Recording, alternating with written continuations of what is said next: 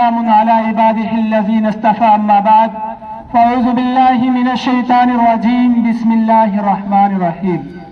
صدر محترم، مہمانان اکرام، اساتذہ اکرام اور ہم جماعت ساتھیوں، آج کا یہ پروگرام جو اسپیچ کمپٹیشن کے نام سے منعقد کیا گیا تھا، آج اس پروگرام میں جس موضوع پر لب کشائی کرنا چاہتا ہوں وہ ہے ماں کی تہذیب۔ میں اپنی تقریر کا آغاز انہی چند لفظوں کے ساتھ کرنا چاہوں گا کہ ہوا کے تیز چلنے سے سمندر روٹھ جاتا ہے، مسلسل جب گرے پانی تو پتھر ٹوٹ جاتا ہے، اور میری ماں کی دعاؤں سے پریشان ہے میرا دشمن، وہ جب بھی وار کرتا ہے تو خنجر ٹوٹ جاتا ہے۔ ساتھیوں، اب میں سوال اٹھتا ہوگا کہ جب نوشاد کبھی اسپیچ کرنے کے لیے یا تقریر کرنے کے لیے کھڑا ہوتا ہے تو وہ زیادہ تر کیوں ماں کے اوپر ہی تقریر؟ اگر اس پوری دنیا میں، اگر اس روح کائنات میں مجھے کوئی عظیم ہستی نظر آتی ہے تو وہ صرف ماں نظر آتی ہے، جس کی زندگی میں ماں باپ کی دعا نہیں، اس کی زندگی کبھی پربہار نہیں ہو سکتی، اس کی زندگی کبھی خوشیوں سے مالا مال نہیں ہو سکتی۔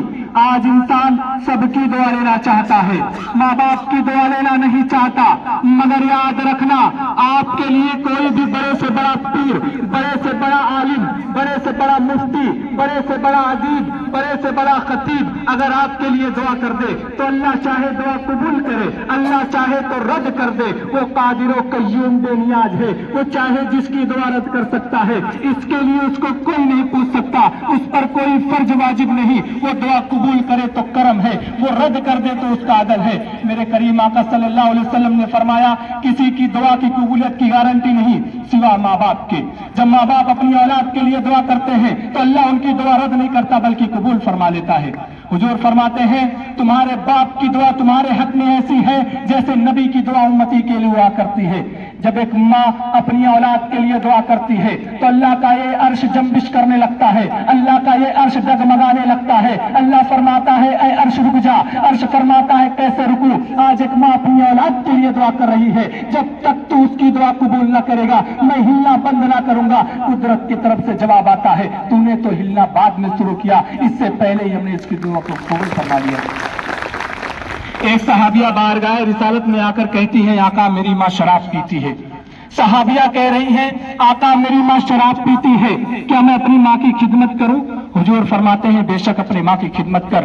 عرض کرتی ہیں، یا رسول اللہ وہ شراب پینے کے لیے میخانے میں جاتی ہے۔ عرض کرتے ہیں، محبت کے ساتھ سمجھا، اور اگر نہ مانے تو جب وہ شراب پی کر بدہوش ہو جائے تو اس کو ادب کے ساتھ لا اور اس کے بستر پر لٹا دے۔ یہ اسلام کی تعلیم ہے۔ لیکن آج ماں باپ کے ساتھ ایسا سلوک نہیں کیا جاتا ہے، ماں باپ کو گھر کا کچرا سمجھا جا رہا ہے، ماں باپ کو ذلیل و رسوا کیا جا رہا ہے۔ میری ایک بات ہمیشہ یاد رکھنا، ہمیشہ جوان نہیں رہو گے، جس دن تمہاری جوانی ڈھلے گی تم بھی باپ بنو گے، خواتین مائیں بنیں گی۔ تم نے اپنے ماں باپ کے ساتھ جیسا سلوک کیا ہوگا تمہاری اولاد اس سے بدتر تمہارے ساتھ سلوک کرے گی۔ ماں باپ کو ستایا ہوگا، اس سے زیادہ تم ستائے جاؤ گے۔ ماں باپ کی خدمت کی ہوگی، اس سے زیادہ تمہاری خدمت کی جائے گی۔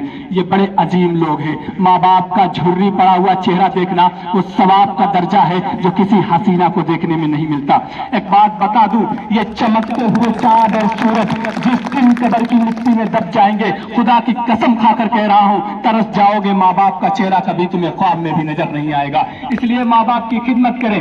آج تو ہمارا حال یہ ہو چکا ہے، جب ہم گھر سے باہر ہوتے ہیں، اسکول میں ہوتے ہیں، بازاروں میں ہوتے ہیں، تو وہ بوڑھا باپ، وہ بوڑھی ماں گھر پر ایک آس لگائے بیٹھی ہوتی ہے کہ ابھی میرا بچہ آئے گا، ابھی میری بیٹی آئے گی، ابھی میرا بچہ آئے گا، 5 منٹ ہی صحیح، 2 منٹ ہی صحیح میرے پاس بیٹھ کر گفتگو کرے گا، لب کشائیاں کرے گا۔ لیکن آج ہمارے یہ حالات ہو چکے ہیں، لیکن آج اس بچے کے یہ حالات ہو چکے ہیں کہ جب گھر میں جاتا ہے تو وہ ماں باپ کو سلام نہیں کرتا، باپ کو سلام نہیں کرتا، بلکہ موبائل کو پکڑ کر کمروں کے کونوں میں بیٹھ جاتا ہے۔ میری ایک بات ہمیشہ یاد رکھنا، ان کی آہ کبھی مت لینا، ان کی آہ بادشاہ کو فقیر بنا دیتی ہے اور ان کی دعا فقیر کو بادشاہ بنا دیتی ہے. اس لیے اپنا زیادہ سے زیادہ وقت اپنے ماں باپ کے ساتھ گزارا کرے, ان کی ہر بات کو مانا کرے. میں چند لفظ کہہ کر اپنی بات کو یہیں پر مکمل کرنا چاہوں گا کہ تڑپتا ہے کوئی بچہ تو ماں کا دم نکلتا ہے, تڑپتا ہے کوئی بچہ تو ماں کا دم نکلتا ہے, مگر جب ماں تڑپتی ہے تو پھر زمزم نکلتا ہے.